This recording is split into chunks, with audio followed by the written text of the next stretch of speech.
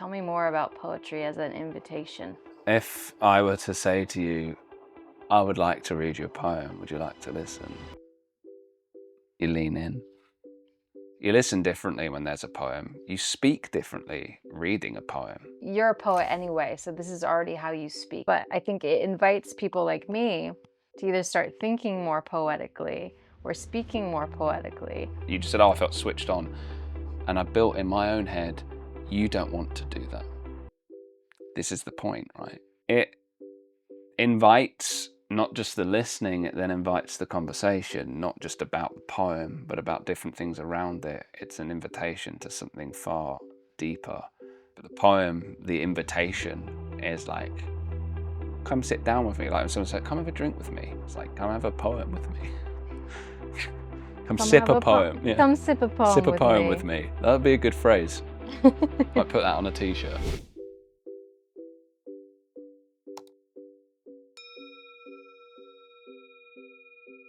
Welcome back to the Poetry Vessel. I am your host, Nathan Hassall, and today I'm sat with my wife, Rachel.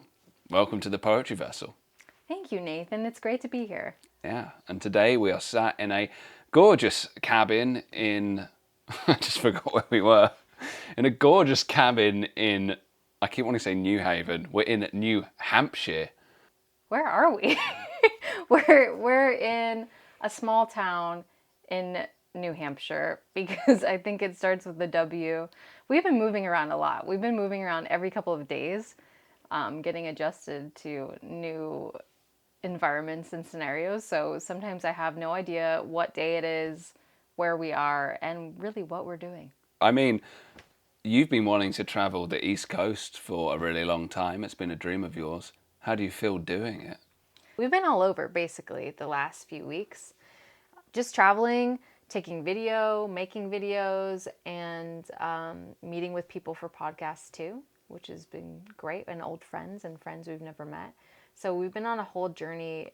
I know for me, it's helped me sharpen the way I'm looking when I'm filming something, because I've been trying to film little clips of us doing things while we've been traveling, and hopefully you'll see them in some future videos. But I've had to pay attention, and it's kind of changed my normal filming style. So it's been a really fun thing. So yeah, I think I can settle the debate now of which lobster roll is better. I personally think the hot one's better. Don't get mad at me, Massachusetts. I thought we weren't going to get controversial. But yeah, I know this is a really controversial podcast. We've been to something like 9 states in like 16 days. I think it's more days than that now, but at the time I checked, it was 9 states in 16 days.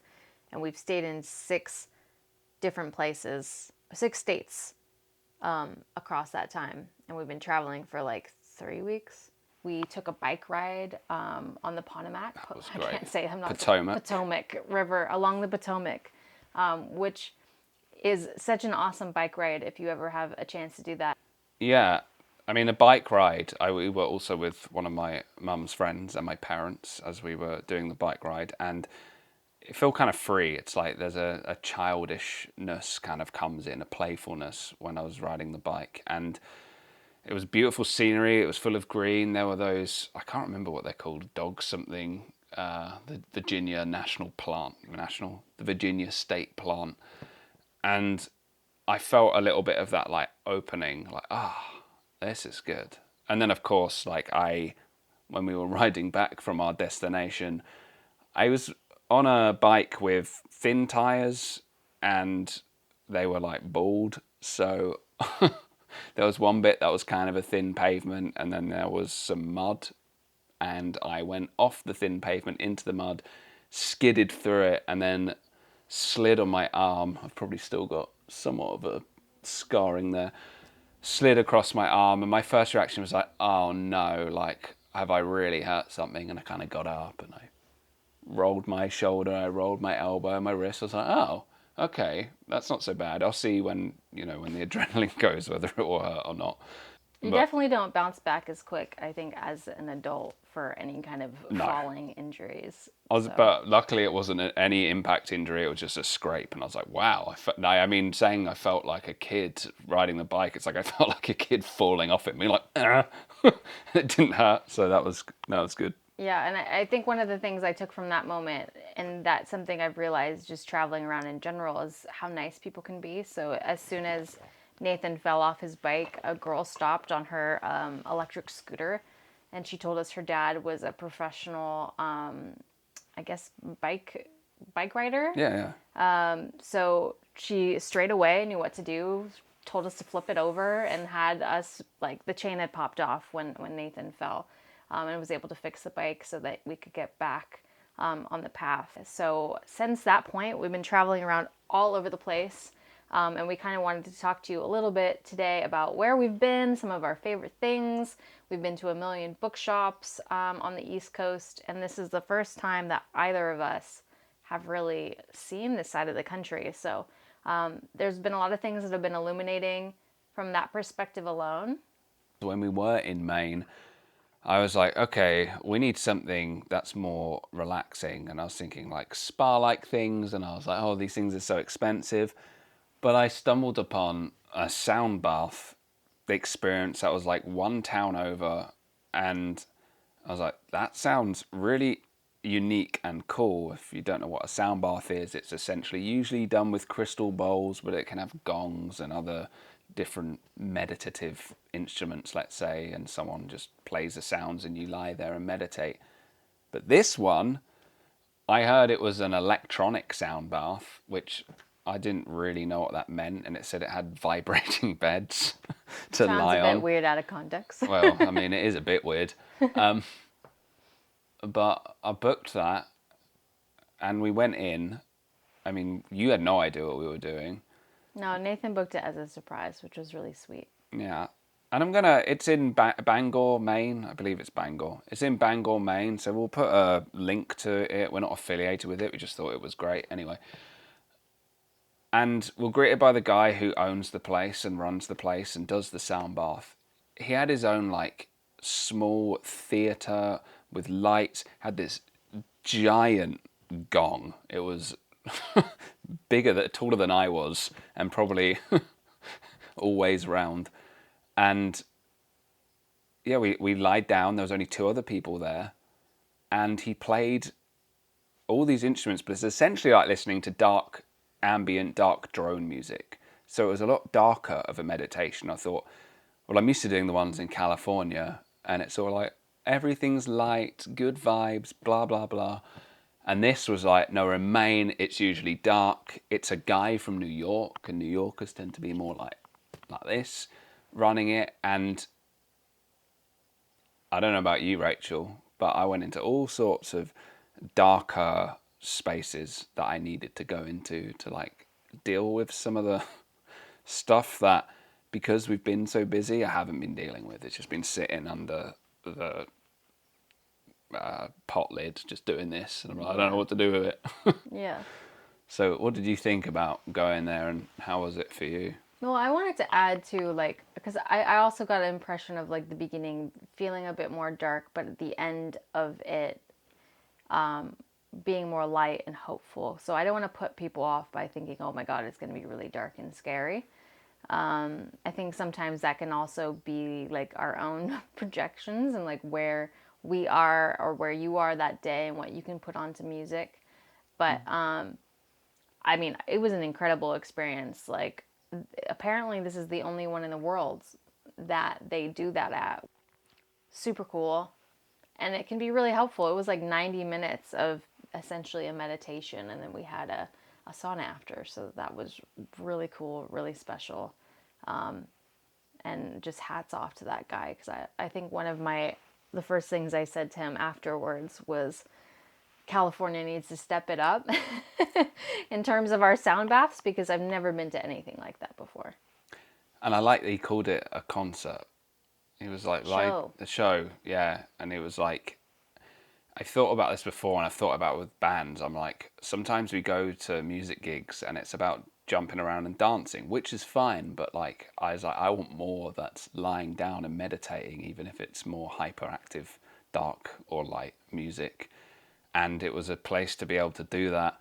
And yeah, the resonance, like I didn't spend much time watching him, so I was mainly meditating, but like he'd hit the big gong, it's not even like that, more like that, and then he'd run the, I don't know what it's called, the like muffled bit on the end of the stick around the other gong, and it would just like resonate. And because he was in music anyway, and it was in a like a proper theatre built for purpose, the sound was like perfect. Like all the kind of quality of it was immaculate. So yeah, it was pretty mind blowing. And yeah, as you said, it's like it wasn't like it was like this is really really dark. It just had a darker tonal quality to it. And even when he was playing,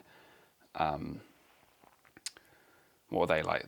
Similar to wind chimes, but then I can't remember what they're Which called. sound very light to me Yeah, anyway. Yeah. but he would go dun dun dun. He would take the sound to go downwards rather than dun dun dun most of the time. So it was kind of like allowing you to explore that. But by dark, it's like you're on this meditative, vibrating bed. You're listening to chimes and you're meditating. So whatever's dark about it is like relaxing. So yeah, I'm not saying it was like terror. It wasn't like watching a horror film. It just had a cloudier mood to it rather than the really traditional sunny, upbeat sense you often get, or I've often had at ones I've been to more locally. But in classic us fashion, I feel like we've already skipped around to the end of our trip.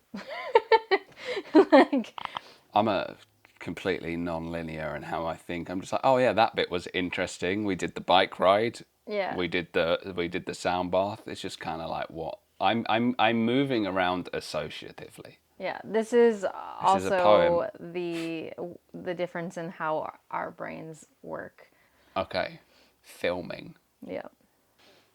What are the challenges of looking at a script or filming a podcast? That is a very good question. Thank you. I think we get asked a lot about like what goes into making these videos. I've been asked a lot about how long it takes to film a podcast, how long it takes to edit a podcast, how do you do the technical behind the scenes podcast stuff. And we've learned a lot, kind of like you're saying, mainly through making mistakes. Something always happens, but that helps you get better. So I think I've noticed that in making these videos. I think like going off that, and even maybe people want to start a podcast or they want to start a YouTube channel. Obviously, usually we're being watched by creative people. You're probably a creative person if you're watching this. There are a lot of people that will go, I've thought about wanting to do YouTube before or make videos or do something a bit different. And in the poetry world, it's like, well, there's a million different things out there. Everyone's writing poetry. There's all these magazines. It's like there's also other ways to engage with the art. And I think the world that we live in kind of asks you to be a kind of Renaissance person to get everything kind of out there and to contribute to the field. I mean, there's some people that would just write poems and their contribution is writing poems and reading them. And then there's others, there's educators and teachers, and there's people that make these videos and people that make music. And starting out is hard. Starting out is stressful.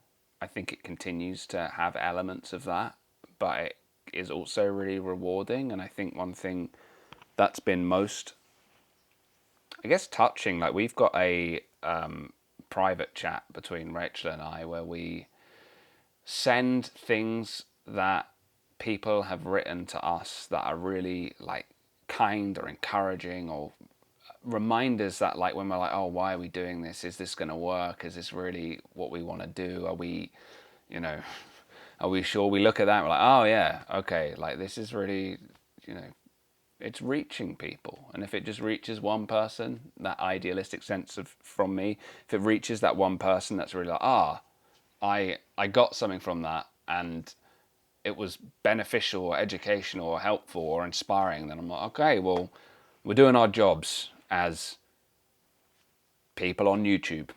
I almost said YouTubers, and I'm like, not quite there yet. Oh, I had something I wanted to say. It will come back. I'll dance until it does. That's very helpful, Nathan. Yes, thank you.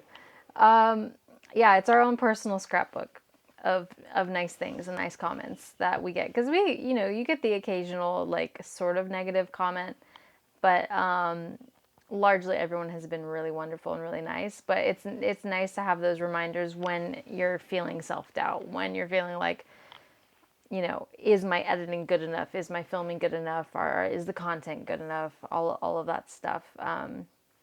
It's definitely been an experience starting that. But like, I feel like we feel so good when we've had a good conversation with like somebody on the Poetry Vessel podcast. It's like, it feels so good. Mm-hmm. And it feels like, I mean, I love re-listening to them.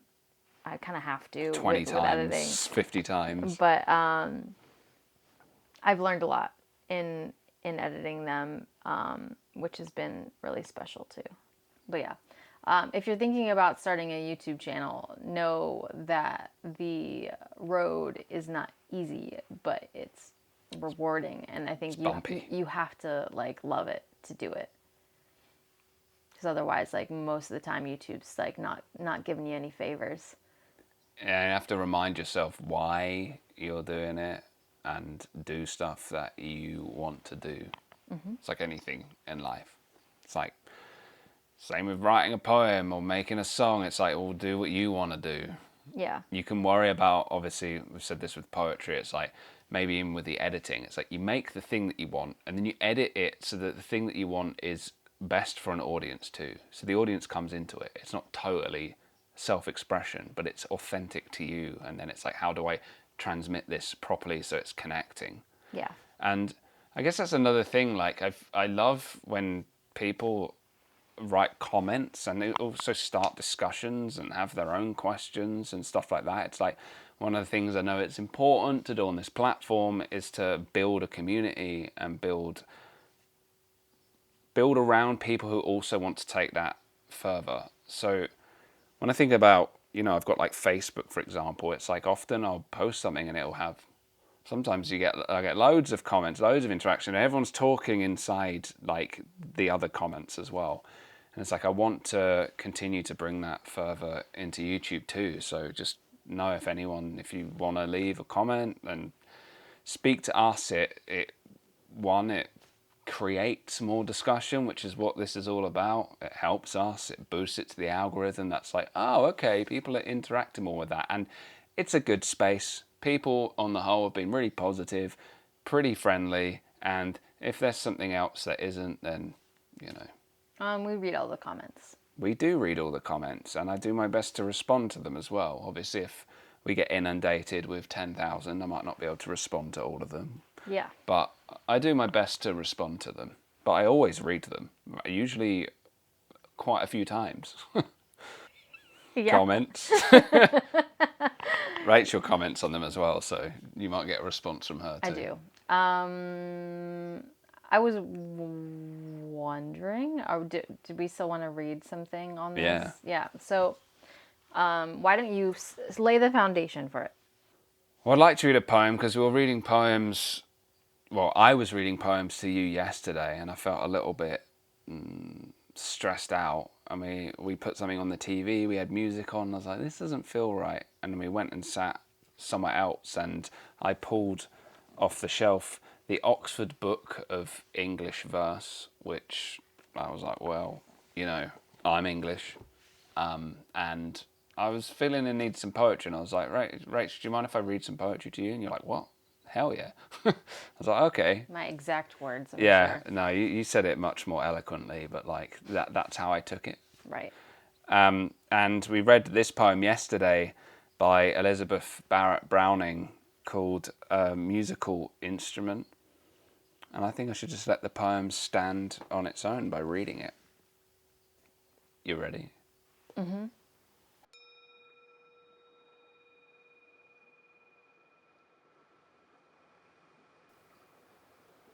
What was he doing? the great god Pan. Down in the reeds by the river, spreading ruin and scattering ban, splashing and paddling with hoofs of a goat, and breaking the golden lilies afloat with the dragonfly on the river. He tore out a reed, the great god Pan, from the deep, cool bed of the river. The limpid water turbidly ran, and the dragonfly had fled away ere he brought it out of the river. High on the shore sat the great god Pan, while turbidly flowed the river, and hacked and hewed as a great god can, with his hard, bleak steel at the patient reed, till there was not a sign of the leaf, indeed, to prove it fresh from the river. He cut it short, did the great god Pan. How tall it stood in the river, then drew the pith like the heart of a man, steadily from the outside ring, and notched the poor, dry, empty thing in holes as he sat by the river. This is the way, laughed the great god Pan, laughed while he sat by the river. The only way since gods began to make sweet music they could succeed. Then, dropping his mouth to a hole in the reed, he blew in power by the river. Sweet, sweet, sweet, oh, Pan, piercing sweet by the river, blinding sweet, oh, great god Pan. The sun on the hill forgot to die, and the lilies revived, and the dragonfly came back to dream on the river. Yet half a beast is the great god Pan, to laugh as he sits by the river, making a poet out of man. The true gods sigh for the cost and pain, for the reed which grows nevermore again, as a reed with the reeds of the river.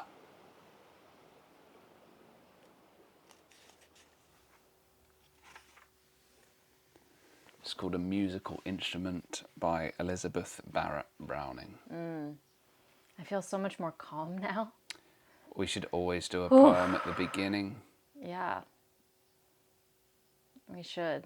I feel so much more calm. And I feel, well, besides wanting to be by the river, there were a few lines that really, and aspects of the poem that really stuck out. Do you know, what is Pan the god of? Is that a stupid question? You know the word pandemonium? Mm-hmm. He's the piper, the little goat god from Greek mythology. Right? Okay. Yeah, we'll be double checking this before you publish it. Like, what do you take from that poem? I mean, imaginatively, I'm standing at the river and Pan's there, being kind of playful, kind of a trickster, it's got music, right? Playing the pipes, and there's something kind of sinister and tricky as well as playful. I kind of, whenever I interact with something that mentions Pan, there's a Spanish black metal band that have a kind of like more than an interlude song, but it just kind of like is drum beats just going Pan, do do do, Pan, do.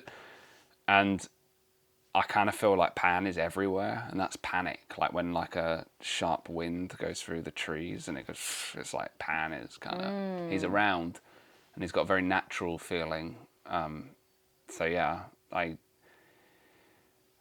like you feel calmer, ironically, but bringing in something that is meant to be chaotic, but it's made almost non-chaotic by the poem being so rhythmic. I think I've noticed that even in when we've been in settings where we're at a poetry reading, and I feel it in a different way when you're reading somebody else's poem versus hearing people read, I guess, something they've written. Especially with these older poems. I'm not sure when this was written. In but the 1800s. Yeah. But there is something meditative even in sitting and listening and sharing that with somebody. I can think back of a time specifically when we were with some friends, and everybody was invited to share a poem. Everyone who was invited to the party was asked to bring a poem that changed their life. And I think that's a great idea for a gathering for you and your friends, for one. Nobody read a poem that they had written themselves. They all picked a poem that really spoke to them. And I think in that reading, it felt really calming, really powerful, really touching. And I think that was a really interesting experience to go through with other people and see what spoke to them as well, what words spoke to these people. Anyway, hearing you read it like helped me feel way more calm than when we first turned on the cameras, and be put in that place where I'm thinking about nature, I'm thinking about something otherworldly, and like switches on my brain in a different way than I think other activities do.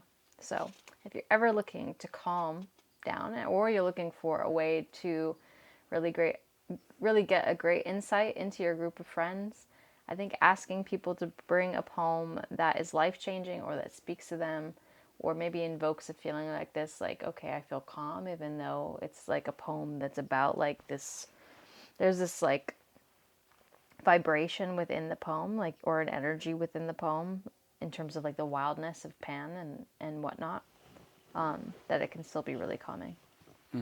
What do you think?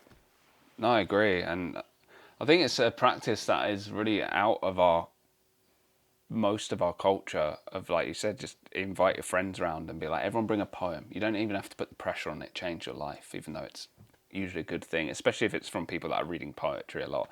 But if someone feels like they don't really read it very much, even just be like, hey, just find one, see which one you like and bring it and read it. One thing I found that's quite interesting, there's a friend of mine, he's a very confident person, and I've never seen them react with any nerves in any social situation till it came time to read a poem, someone else's poem. Their voice was breaking, they were like nervous, there was a bit of shaking, and I was like, we're getting to something on another, and this is a person that's not afraid to have a deep conversation either, but like we're getting to another layer of depth. And I was like, this is interesting. And this is the reason why I'm saying this is I want to think about, we don't usually do this one. Obviously, there's so many other things we can do. We don't have to do it all the time. But it's like, do you do that ever or once a year? I think if you did it with your friends, you might open up a lot of spaces for deep conversation, connection, and, bonding and seeing something new in someone. And it makes you almost have to be vulnerable, especially if you bring a poem that you change your life. Because then the question could be, why? Why did it change your life? Or, why did you bring it? So... And we're not saying that this poem necessarily changed our lives, but I think it helped change the mood. to change something. Yeah. But this is poetry. It transforms. It changes the area. It brings you into ritual space. It opens your mouth. You just said, "Oh, I felt switched on," and I'm like, I knew we should have read that from the beginning. I said that too. I know, and I built in my own head, you don't want to do that. This is the point, right? I'm like, you don't want to do it. I'm like, well, do I not want to do it? Because then I have to change a thing. I was like, oh, you won't enjoy it. Or we already read that one. Even though we spoke about it, it's like it didn't emotionally make sense to me to do it. And it obviously would have if I just did it. And probably the irony of this book has been sitting open like the entire time, like this like weird elephant in the room in between us, like asking to be read. Big wooden elephant. And no wonder you had that feeling, because it's kind of like, read me. Yeah, I know. It's like, what are you not addressing? It's But like you clearly that. wanted to. You left the book open here between us. So you wanted to read it. It was there. It just like it was ignoring something that you wanted. If we want to talk about your own psychology a little bit there. Yeah, feel free. Dig in. But I think we do things like that all the time, where we even will signal things to ourselves, where we'll say, we'll create these elephants in the room for ourselves, and maybe intentionally ignore them, but it's uncomfortable because it's like, well, I've put like, how often are you leaving a book open? It's not shut, but you're trying to ignore it. Mm-hmm. And I think people do stuff like that all the time when there's things that we're putting off. It's like if someone said, you have, like, let's say you got something on the table and someone goes, I never ever want to see that again in my life. And you go, okay, I'll throw it in the bin then. They go, no, don't do that. You're like, well, what is it? Do you never want to see it again? Or do you want to see it again? Are you mixed? And I think what I'm saying that is like, I didn't realise how much I wanted to read it, even though I clearly wanted to read it. And it felt so good reading it yesterday. It's never the same twice, because you don't remember every aspect of the poem. The mood's different. And I'm like, oh yeah. Because we were reading that, we read some Keats, read some Wordsworth. And I was like, oh, Keats and Browning were what really stuck with me from yesterday. Yeah. So, and it's extra special, I think, hearing a poem when we're in such a beautiful setting. Like, I can look out behind Nathan and all I see is trees. Nathan saw some deer go by the house yesterday morning, a mama deer and a doe deer and a fawn, baby deer. So especially reading a poem about nature and about rivers hits a little bit differently when you're viewing at, a window of trees. and with a god in it, like when a god or someone who's passed or something enters a poem and it's written, as well as a poem like this, it kind of like, it's bringing the mythopoetic imagination into play and maybe something more. It's like you kind of invited the spirit of Pan, who at least at some point in history was real. We might call things mythology now, but it's like, well, there's a realness in mythology. Sometimes it's more real than it isn't, because it's what dictates our imaginations and what we do. And I'm going to say, like, more than that. Like, that's the psyche version, but I'm sure there's a much deeper fold to it. And, the gods are real somewhere, or a god is real somewhere, to me. And I think you mentioned in that about the relation of poetry as an invitation, and I've heard you mention that a couple times. Yeah, tell me more about poetry as an invitation. If I were to say to you, and you are open to it, I would like to read you a poem, would you like to listen? You lean in. So when you invite one, you invite someone to listen, and they also, need to accept the invitation to listen for it to work. You listen differently when there's a poem. You speak differently reading a poem. Sometimes to speak in your regular voice, it's like, well, not exactly. It's like, especially if it's got meter and rhythm in it, it's like, well, I can't speak in my regular voice. It's like saying sing in your speaking voice. Some people do. Yeah. You can exaggerate too much your poetry reading voice, but it invites not just the listening, it then invites the conversation, not just about the poem, but about different things around it. It's an invitation to something far deeper. And one of the reasons why I've been writing a lot less poetry is because I haven't been listening, I haven't been hearing poetry as much.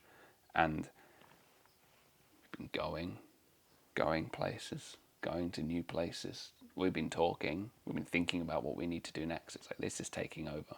The planning, like, where are we going? But the poem, the invitation is like, come sit down with me. Like when someone's like, come have a drink with me. You sit for the duration of the drink and whatever happens. It's like, come have a poem with me. Come sip a poem. Yeah. Come sip a poem Sip a with poem me. with me. That would be a good phrase. Might put that on a t-shirt. Well, and then we start talking more metaphorically. Mm-hmm. I think this is something that we've talked about offline, off the podcast, but something that we've noticed in having conversations with people. One, just being within the poetry vessel. Two, incorporating like either people's actual poems that they've written or framing the conversation as something that's going to be in that world of poetry, is that most people, and myself included, because I can feel myself doing it, is noticing how people start to change the way they're talking and their use of imagery, their use of metaphor, sipping a poem. You know, you're a poet anyway, so this is already how you speak and this is already how you look at the world. But I think it invites people like me to either start thinking more poetically or speaking more poetically or taking these beats and these rhythms and how I'm talking. Even moving And more smoothly. changing my pace. So I find that really special about doing something as simple as reading a poem out loud and doing something as simple as hearing that poem has totally changed the way I talk and the way I listen and the pauses and the beats that I take. And I've noticed that in other people too, when you've had them here on this podcast. And you have become, in my like literal vision, it's like I'm not just listening with my ears. Like you listen with your eyes, you watch, you're paying attention. I am paying attention to you in a way that the anxiety's melted. That's gone. It's melted. I can feel it. Like I can feel my hands, my feet, my body is dripping. It's like it's psychedelic almost. And you're now cut out into the background, from the background more than you were before, because I was, oh God, what is this going to be? And is this not a lesson for us with this travel, with even the podcast of like, we need to know what it is. It's like, no, we don't. We need to read a poem. And then we'll have something to talk about that is different, because we were just saying, I was saying before, it might not make the cut before, but I'm sure this bit would. It's like, I want to hear something from you that's different, that's new, and not just like you said it as well. Like we did this and then we did this. It's like, no. I'm here. I'm dripping. Whoa. I'm thawed. I know. That's pan for you. The only thing I can liken it to is, and I imagine other artists feel like this, I'm starting to look at the world with that cinematic eye that's looking for like, oh, that composition's really interesting, or that light's really interesting, or that what they're doing is really interesting, that figure's really interesting. And I feel like I see you do that in the creation of a poem. Is like you're observing and you're paying attention. And I feel that similarly when I'm in my most creative headspace with a camera. Yeah, it's like even in the environment, there's all these shapes and colours and tones and moods and feelings that are kind of calling out to you. And even though I haven't, used a camera as much as you, it's like sometimes I do see things as well, and I'm like, oh, okay, like there's a mood here, or there's something that I can like relate to in the maybe the landscape, but it's not everywhere. And I think it's quite easy to look at photography or filming. So, oh, you're just capturing something that's already there. It's like, yeah, but you need to train yourself to like see these things. And where I like relate it to poetry, it's like you're also looking for what the world is revealing to you. And if you're open to it, the world is more like, I say it's like more naked. Like the trees are like, they're more them when you're kind of more awake and aware of them. So yeah, I see parallels between the using the camera and the poetry. Like you said, it's the poet's eye is similar. I think that use of mood too is really interesting in poetry. And like you're saying, like maybe you're writing a poem about like, and we've sort of talked about this in the past, but like some sort of inanimate objects. And there's that poem I know that you have sometimes mixed feelings about. What's it called? Like the Red Wheelbarrow? William Carlos Williams, do you want me to read it? Sure. So much depends upon the red wheelbarrow, glazed with rainwater, beside the white chickens. That's impressive. Good memory. I think, but isn't that a poem for you that I think we've had conversations about it where at first glance you can look at that poem and think kind of like, what's the other meaning here? Like when we're thinking about the observer and observing objects like that is also like creating a scene and like observing these things, but like the use of language and mood and the time of day gives it, like elevates it. Yeah, I've my feelings towards this poem's mixed. As obviously I've remembered it. I haven't tried to remember it. I just do. I've seen it enough times and it's short, so it's obviously memorable. The phrase "so much depends" does give it psychic weight.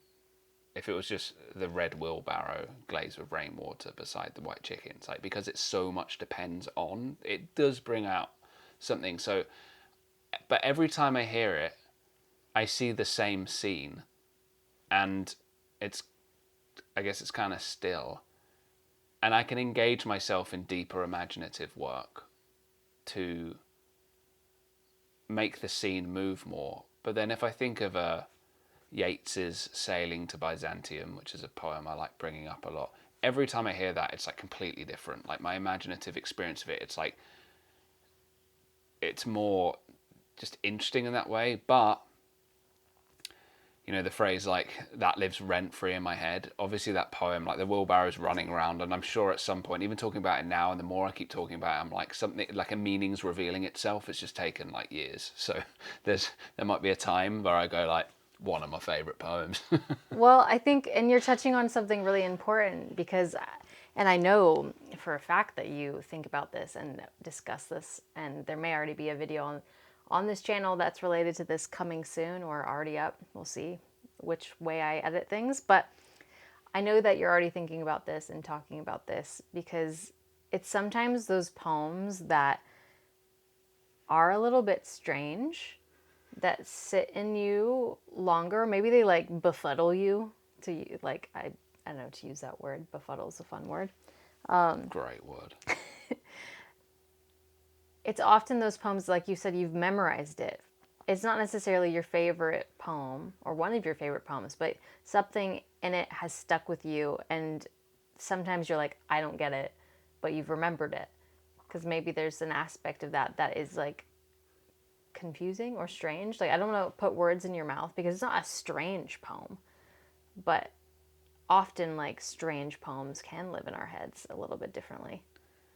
Yeah, and I guess it's what's interesting is like I keep saying, oh, it's the same image occurs. It's like, well, I've had no psychic breakthrough, so I haven't gone like And then I have a friend that said to me, oh, it's haiku. Like I'm like, yeah, but in the observation of haiku, there's a certain transformation that unfolds over time and usually has so many meanings that there'll be something obvious, then I get it. Oh, okay. Oh, like, it gives me all these different, double, triple, quadruple meanings. That poem, I'm like, but then I guess it's like a puzzle because I'm like, well, it's there, it's stuck. Now I've got it for life. But I'm not comparing this necessarily. There's pop songs that get stuck in my head that I wish weren't there. Yeah. And they're catchy, but there's kind of like, I guess there's a part of me that enjoys some of the sound, but the overall me is like, but there's not enough depth in it. And I'm not saying that the poem's the same thing, but I'm like, it does, just because you've memorized something doesn't mean like you really like it. It just means you remembered. But it's memorable. Yeah. Yeah. It's memorable being punched in the gut. Do you know what I mean? Wow, what a comparison. Maybe that's what the wheelbarrow needs to do. Just kind of, Just wheel into you. yeah, Yeah. be like, oh, Now it's you actually get it. yellow. I like the scene that it paints personally. But yeah, Yeah. but I totally see what you mean. Fair enough. Yeah. I feel like I'm usually on my own. William Carlos Williams said, "No ideas but in things." And from a phenomenological perspective, it's like, yes, like there's a thing, like there's an image, and that's what his poem is all about. It's like there's just an image, an image, an image, and he's resisting, apart from the so much depends where there's a bit, but like any abstraction, Yeah.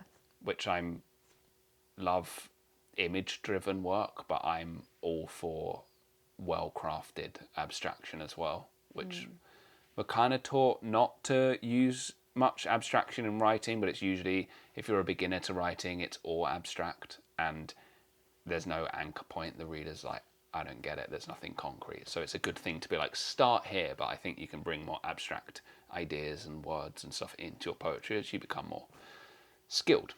Yeah. Yeah. Yeah. But throwing it back to you, Okay. because we were talking about photography and filming, like, are there things that you find yourself most drawn to, like something that's repeating, that you like to find variations of?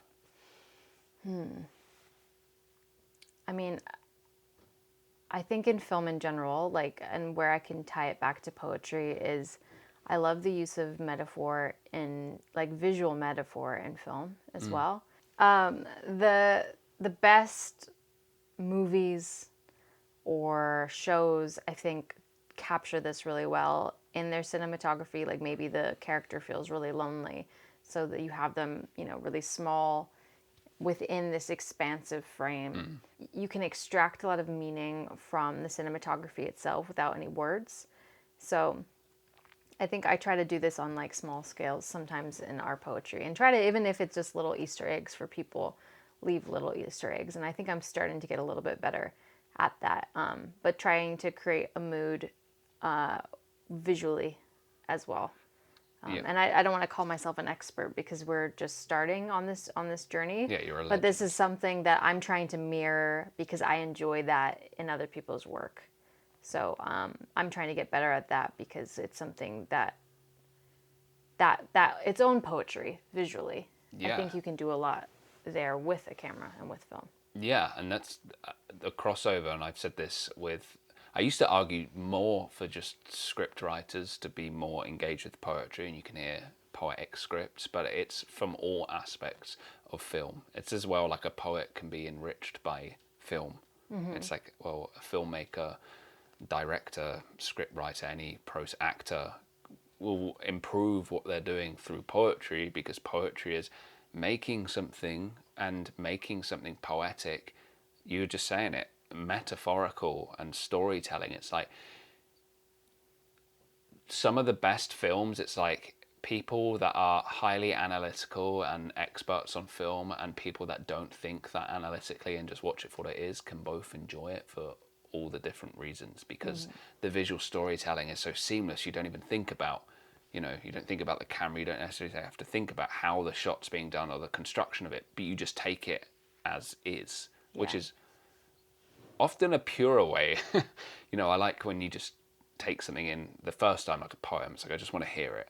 Then I Yeah. can start thinking about the construction and why and this and that can deepen it. But it's like the first encounter is just, I want the art to come to me. But with film, it's like the more me and you have watched and the more that we've analysed, like I notice it, and we've been filming ourselves, like I'll notice things now, which deepens my appreciation. But sometimes I forget to just be like there with the story. To be in it, Yeah. yeah, and not, well, I mean, we argue the same with poetry, that like when I've heard you say with, you're in school and you're analyzing every bit, it can take some enjoyment out of it. And sometimes that's the same in film. If we're pausing it and we're talking about it, then it's like you're not there enjoying the film.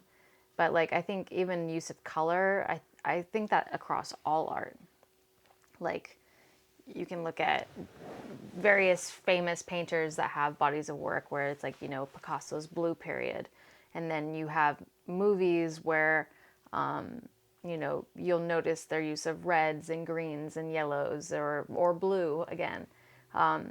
So even if it's on a smaller scale, sometimes you'll notice in Nathan and my videos that we'll try to pick out certain colors and repeat certain colors. So that's something that I enjoy, again, as like a visual kind of symbol that might be a little bit subliminal at first, but what does the red represent? What does the green represent? Like whatever it is, like I really enjoy that. I enjoy the psychology of color, and I enjoy the use of color intentionally in in film. And then you can also see that in writing too. It's like we have Lynn Thompson's what's the name of her book? Blue on a Blue Palette. That's it. And exactly what's implied in the title, her use of blue. And when we were talking to her about how that collection came together, I think that's one of the things that she mentioned was she noticed that these poems, she was looking at these poems and what they had in common, and a lot of it was the use of the color blue. So I think you can see that across all art, and that use of these, something really simple to create patterns and to create meaning. And it's funny, it's good that you brought up the example of Lynn Thompson's work, because, yeah, she's saying it's like you don't always notice that you're conforming to some sort of theme or atmosphere until you kind of take a step back and go, oh, there's all these things. And I read somewhere, like I used to get, there's words that I know I use a lot in my poems: dark, black, moon, like grave. I can't think of many others off the top of my head, but I used to think, oh, that's, you're falling back on the same thing. It's like, well, not if you show it in a different way. And it's like, you don't want to keep writing the same poem over and over and over and over. But it's like, well, you are, what did I read somewhere? It's like, these are your words. These are like the words that you gravitate towards for a reason. It's like going back to like resolution in the psyche. It's like, I'm trying to work and solve something and find all the different ways, all the different metaphors, all the different connections you can make with like these things is interesting. River's another one. I love rivers. I There's know river in this poem. there is river in there, and that's probably why I wanted to read it. I have noticed though, because we've been going around so much, and I felt, oh, I'm not writing a lot. My brain has been in the rhythm of cliche, not when I've been talking, but when I've been thinking about poems. Lines that I've either read or ones that I've already written have been going through my head. And not like I've been somewhere and I'm like, because sometimes I'll walk around somewhere and then a poetry line comes to my head. I'm like, this is great. It's deepening my relationship to what I'm doing. But it's just kind of like the same thing. I'm like, oh, well, maybe I'll write about that. And then this line I've already written comes in. I'm like, so it's just clicheing. And I'm like, wanting the new to, as a river, rush in and waiting for that rhythm. And what's the new as well? Like, do you see new as like the inspiration? It's a good question. It's writing something or making something that hasn't been made before in this form, and it being good, like interesting or moving or, ideally shattering. That's kind of the, it could be a lot of pressure to put on to like, but I don't, Ian's disturbing. or disturbing, yes, to disturb, to shake. I I said it in that video. It's like I want to resist the cliche because the cliche is the stuck. The cliche is like I'm still here. It's the dead metaphor. It's horizontal. It's still. It's pale. It's not. You don't even notice it. It's buried underground. And regardless if which video comes first, I thought you can find dead metaphors and resurrect them. Poetic necromancy by finding a cliche and making it new. Bring our awareness back to it being an interesting metaphor we use commonly in language. Now, Nathan, I've never heard the term poetic necromancy before. What is that? Okay, just lie a metaphor down on the ground. Say a cliche that you know or something that you hear a lot. Oh, you're asking me. Oh, Okay. yeah. A cliche that I hear a lot. Time is money. Is that There we count go. as a cliche? Yeah, absolutely. It's kind of true though. Time is money, but it's a very but- American, But time is and it is not.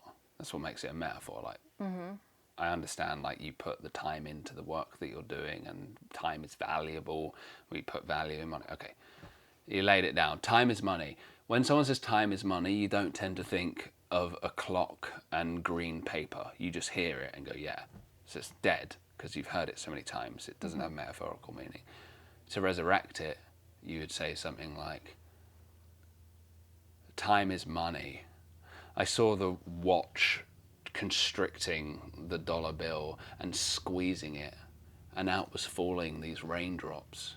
And I went under these raindrops, and I put out my tongue, and I was like, I can taste the seconds, the seconds, the seconds. Time is money, hopefully, is alive again. So it's reviving a cliche. Yeah, it's bringing it back to being like, oh yeah, that is kind of weird. And drawing your attention to what you're actually saying in the words of a cliche. Yeah, exactly. It's raining cats and dogs. You go, oh, it's raining a lot, because you already recognize the metaphor. That's why a poet's trying to find new ones so that you've got something fresh, but you can take old ones and just make them interesting again. It's like if you really picture cats and dogs falling out of the sky, it starts being odd. Yeah. Like, that's a weird phrase, Yeah. but we take it so like, meh. Well, yeah, we accept it because it's a cliche. Yeah. But it's also a good excuse for poets to be able to use a cliche in a poem, don't you think? It's like maybe you're like, oh, the best way for me to kind of say this would be something related to it's raining cats and dogs or time is money, but you don't want to say that because that's a cliche. So it's a way to use that idea poetically in a new way. Yeah. Wouldn't you think? Kind of. What I'm thinking is, like, when you have metaphors, there's theories, there's so many competing theories of metaphor, but one is essentially there's so many conceptual metaphors that we have.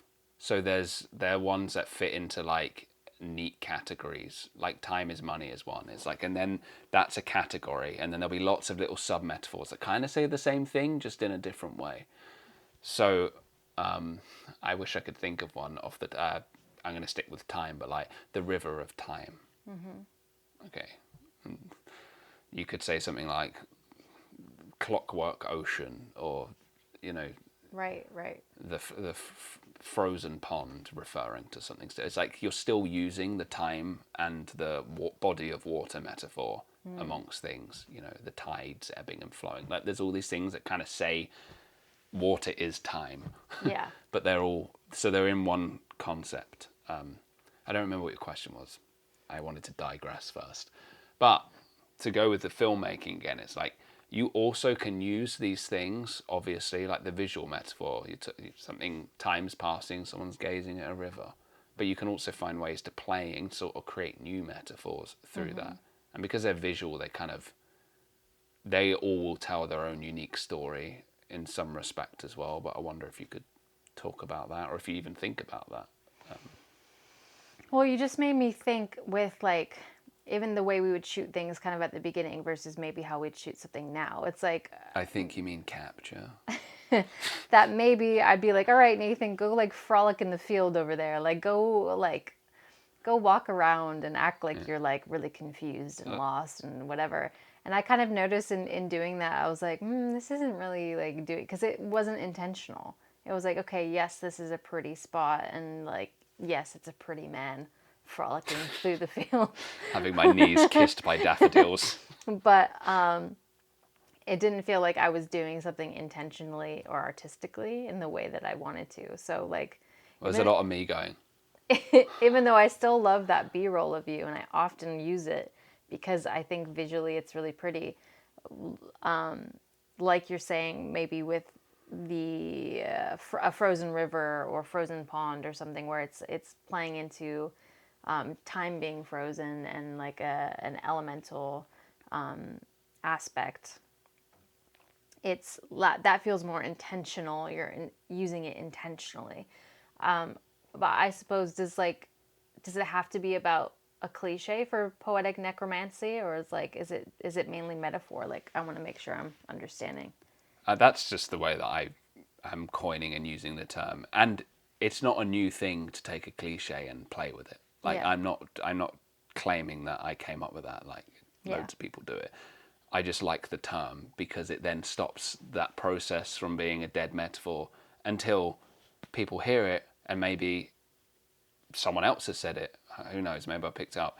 Or it catches on, then it becomes dead itself, and you have to find something else. Well, it's funny even calling it a dead metaphor, isn't it? I know. I Yeah. like the irony of the term that a dead metaphor is, and it's like you kind of it could be a slain metaphor. You could give it some more like, yeah. Which is why I kind of said lie it down as well to try and like bring that in. Right. I had something. Oh right. Well, that's intentionality, and it's like you're expanding the awareness, and you're finding.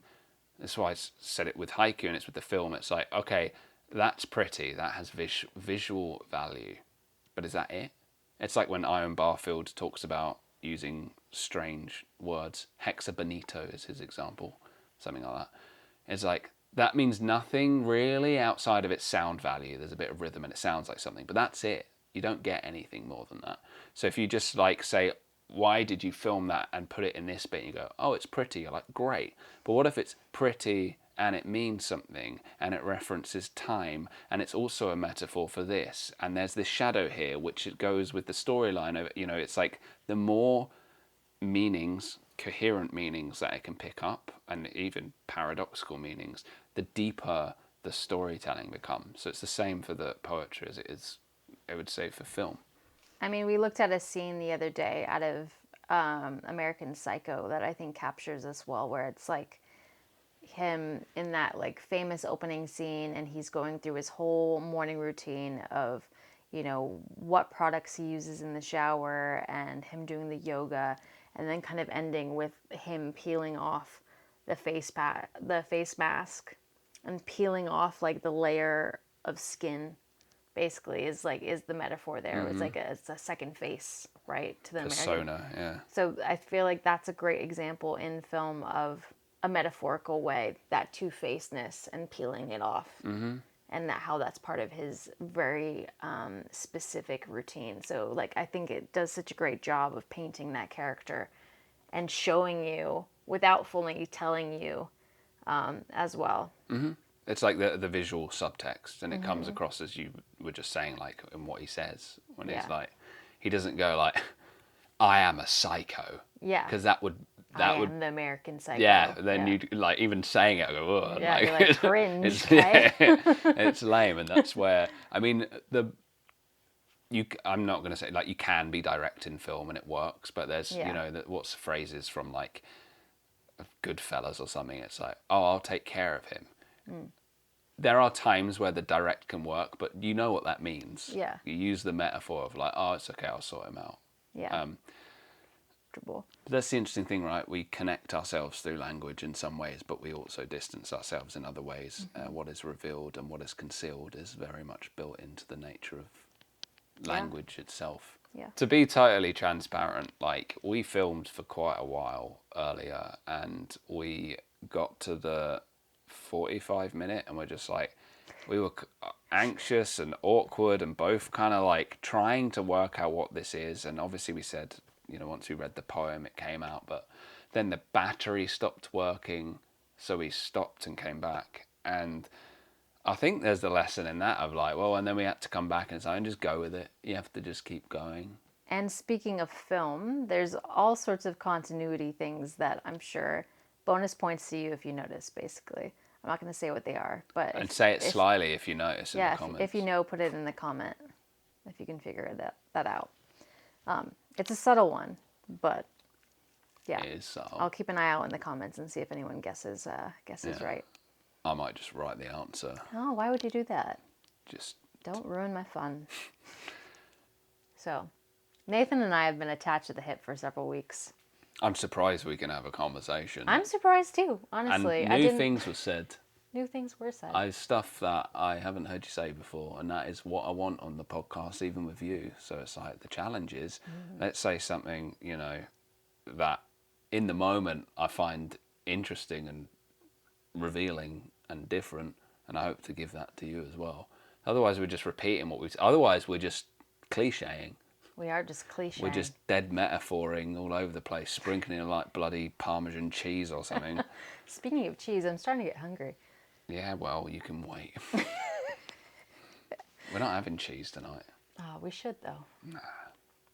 So I also just wanted to say a special thank you to our parents and our donors because of them, because of both groups, we've been able to upgrade our system and have better filming equipment and better mics to film this podcast, and that's all because of you guys. So we really appreciate the support. Yeah, so I think that's important to say too. No, I want to say thank you. So if you notice us in high def now, that's why. Def in high def. And and just in case I didn't say this before, I have put together an article with instructions and all sorts of details of exactly how we film this podcast in terms of the equipment we use, the mics we use, the tripods we use. And I put that all down below because I know when we were first starting this podcast, there were a lot of things that I had no idea how to do. I didn't know how to set up multiple cameras and be able to see them and film ourselves at the same time. So I wanted to save people some time and hopefully some headaches. So I'll link that below as well, with how we make things. And maybe one day we'll film a behind the scenes of how we film a podcast too. Mm-hmm. And that's the idea, obviously. And, that'll be on the blog and you can join our mailing list where we'll send other stuff out. And obviously, like the main focus that we have here, it's poetry, but poetry extends to all these different things, which is, I'm actually learning more, especially through podcasting. It's like, poetry is like everywhere. It's in everything. It's in conversation. We're saying like, you can bring poetic speaking into conversation. One of the best ways to do that is to read a poem first, and it goes there. Or read a prayer, or do something ritualistic that allows you to go there. So it's like on the mailing list, obviously we send stuff out to do with poetry. We help people become better poets, but also just like better communicators and appreciators of how it's an art, yes, but it's also just kind of present everywhere. So this is your sign to go read a poem. Read a poem out loud if you can, if you're comfortable doing so. Or listen to one. And if you want to put a poem that you really love, either you've written or you've read, put it in the comments and we'll talk about it. Rachel, you're an amazing guest. I'll see you on this podcast very soon. And I can't wait to talk to you when the cameras stop for hours. Oh, just get ready. Get ready for all the words I've got. I'm all the words I've got. I've got so much more to say. All right, my love. Well, I look forward to it. Awesome. Bye, everyone. Thanks for watching. Bye.